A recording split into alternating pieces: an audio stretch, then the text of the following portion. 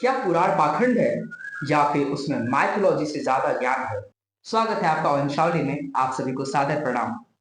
और आज देखेंगे पुराणों में छिपा हुआ ज्ञान। अजात शत्रु ने आक्रमण किया है। पूरा Hindustan. At midnight, the actual transfer of power took place. वास्तव में सत्य तुम्हारी कल्पना से कहीं बड़ा और जटिल भी हो सकता है।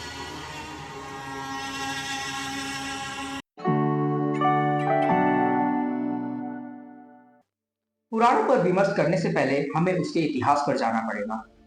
भारत में 4 वेद हुए, ऋग्वेद, यजुर्वेद, सामवेद और अथर्ववेद। वेद में कोई भी ज्ञान सूक्त के द्वारा दिया जाता है, यानी 1 से 2 लाइन में समझाया जाता है। वेदों में जिन विषयों पर सूत्र के रूप में ज्ञान दिया हुआ है, उसी को पुराणों में बहुत ही व्याख्यान तरीके से समझाया गया है। उदाहरण के तौर पर यजुर्वेद का ये लाइन, इदम विष्णुर्वि चक्रमे त्रिधा निदधे पदम समुड़मस्य पा ग्वम सुरे स्वाहा। यजुर्वेद में इसका मतलब है, भगवान विष्णु के वामन रूप धारण करके 3 पग में संपूर्ण पृथ्वी और आकाश को नाप लेने की बात कही गई है। यह कथा विस्तार पूर्वक अनेक पुराणों में समझाई गई है। इसी प्रकार तैत्तिरीय ब्राह्मण में भी एक मंत्र है, स वै वराहो रूपम कृत्वा उपन्यमज्जत स पृथ्वीमद आर्षत तस्या उपहत्योदमजत। इस मंत्र में भगवान विष्णु के वराह अवतार और उनके द्वारा पृथ्वी को बचाने का वर्णन किया गया है। इसी कथा को पुराणों में बहुत ही डिटेल तरीके से बताया गया है। मत्स्य पुराण, ब्राह्मण पुराण और वायु पुराण को वेद से भी पुराना बताया जाता है। पुराणम सर्वशास्त्राणम प्रथमम ब्रह्मणा स्मृतम। इसका अर्थ है, पुराणों के अनुसार ब्रह्मा जी ने समस्त शास्त्रों में सर्वप्रथम पुराणों का स्मरण किया। अनंतरम च वक्त्रेभ्यो वेदास्तस्य विनिर्गता। इसका अर्थ है, उसके अनंतर उनके मुख से वेद प्रकट हुए। पहले कुछ पुराण आए और उसके बाद ब्रह्मा जी के मुख से वेद का उत्पत्ति हुआ।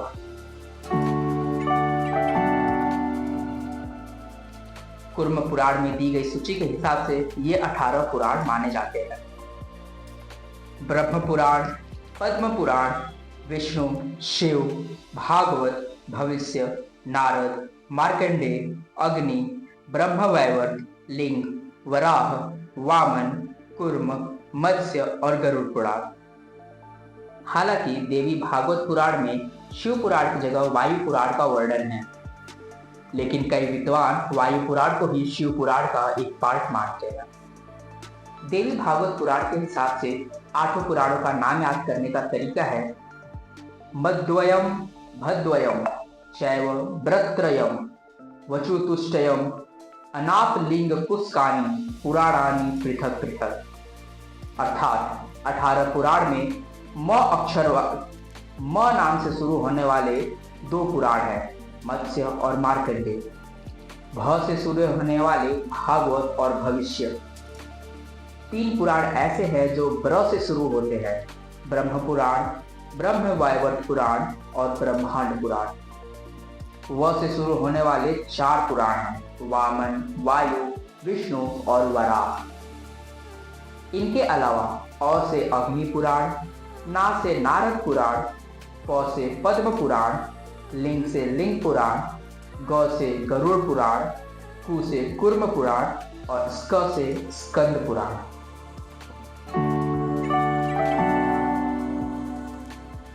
पर क्या पुराणों में सिर्फ के सिर्फ कहानियां हैं? नहीं, पुराणों में कहानियां के अलावा बहुत ढेर सारी वंश का भी वर्णन है। यानी भारत के वैदिक इतिहास, वैदिक लाइफस्टाइल के दौरान जितने सारे राजा हुए, जितने सारे डायनेस्टीज हुए, उन सब का भी बहुत डिटेल में वर्णन किया जाता है। पुराणों में वेद को एक एक मंत्र को बहुत डिटेल में समझाया गया है। उसके साथ साथ ही ढेर सारे ज्ञान, धर्म, अध्यात्म, दर्शन, तंत्र, मंत्र, व्याकरण, ज्योतिष, आयुर्वेद, वास्तुशास्त्र, कला, संगीत और नीति शास्त्र जैसे बहुत सारे विषयों पर प्रकाश डाला गया है। अगर हमें भारत के इतिहास को समझना है, भारत के वैदिक वंशों को समझना है, इसके लिए हमें पुराण तक जाना पड़ेगा। कहते हैं, इतिहास पुराणाभ्याम पंचमो वेद उच्यते। इतिहास पुराणाभ्याम वेदम समुद्बृहम येत। इसका अर्थ है पुराण और इतिहास जैसे कि रामायण महाभारत, ये सब पांचवा वेद माना जाता है। वेद के कई सारे ज्ञान जो कि समझने में मुश्किल होते हैं, उन सब का अर्थ समझने के लिए पुराण और इतिहास को जानना बहुत जरूरी है। इतिहास में जाए तो पुराणों को लिखने का काम महर्षि कृष्ण द्वैपायन वेद व्यास जी ने किया था, परंतु यह स्पष्ट है कि सारे पुराण एक साथ नहीं लिखे जाते। अगर हम अलग अलग पुराणों को देखें तो कुछ पुराणों में गुप्ता काल तक की वंश का वर्णन मिलता है। इससे ये साफ होता है कि कुछ पुराण देर से लिखे गए थे।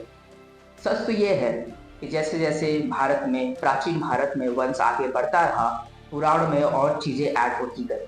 पहले शुरू वेद व्यास जी ने किया था, लेकिन बाद में उसमें जैसे ही इतिहास बढ़ता रहा भारत का, हर इतिहास को उसमें जोड़ा जाने लगा।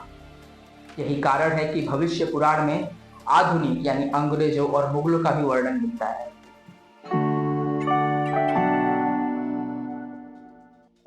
बहुत सारे ऐसे ज्ञान हैं जहां वेदों में पढ़ने से समझ नहीं आते, उसी चीज को कहानी के माध्यम से पुराण में बतलाई गई है। कहते हैं कोई चीज को अगर कहानी की तरह याद रखो तो बहुत दिन तक याद रहती है। यही कारण है हमारे पुराणों ने कई सारी कहानियां बनाई, और कई सारी कहानियां जो अपने कल्पना से भी परे है, ऐसी कहानियों का वर्णन मिलता है। और यही रीजन है आज भी लोग पुराणों की कहानियों को टीवी में दिखाते हैं। यही रीजन है क्योंकि वो कहानी है। अगर वो सिर्फ वेद की तरह मंत्र और ज्ञान होती तो शायद आज भूल गए होते वो चीजें। उसके साथ साथ पुराण में भारतवर्ष का वर्णन है। भारत में कितने प्रकार के जलवायु थे, कितने प्रकार की क्लाइमेटिक कंडीशंस थी, कौन कौन से माउंटेन्स थे, प्लेन्स थे, नदियां थी, सबका जिक्र मिलता है।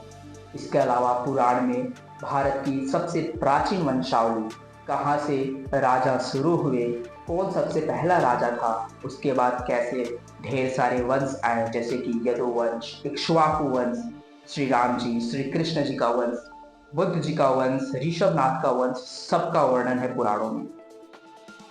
भारत का इतिहास बहुत प्राचीन है।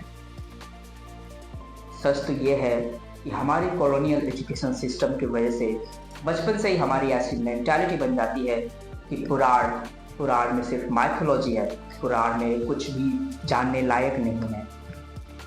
लोग ये सोचने लगते हैं कि हमारा इतिहास 16 महाजनपदों से अचानक से शुरू हुआ, उससे पहले तो कुछ नहीं था। आज जरूरत है कि हम पुराण को इतिहास की तरह देखें। उसमें जितने भी वंशावली का, राजाओं का जिक्र है, उन सबको सामने लाएं। इस ब्रिटिश एजुकेशन सिस्टम ने ऐसा हाल कर दिया है कि हम अपने द्वारा, लोगों के द्वारा लिखे गए किताबों को, सामानों को, उन सबको इन्फीरियर समझते हैं, और वही कोई विदेशी आके वही बात हमसे कहता है तो हम उसे सुपीरियर समझने लगते हैं। आज ये जानने की ज़रूरत है कि वेदों में कितना सारा ज्ञान है, उपनिषदों में कितना सारा ज्ञान है, पुराणों में कितना ढेर सारा इतिहास है। इसके अलावा रामायण महाभारत में भी कितने डिटेल में इतिहास कवर किया गया है। यहाँ तक कि रामायण में पूरे विश्व का नक्शे का भी वर्णन है। आशा करता हूँ कि आपको ये वीडियो पसंद आया हो। मैं आशुतोष केसरी इसके साथ आपसे अलविदा लेता हूँ अगले वीडियो की तैयारी के लिए।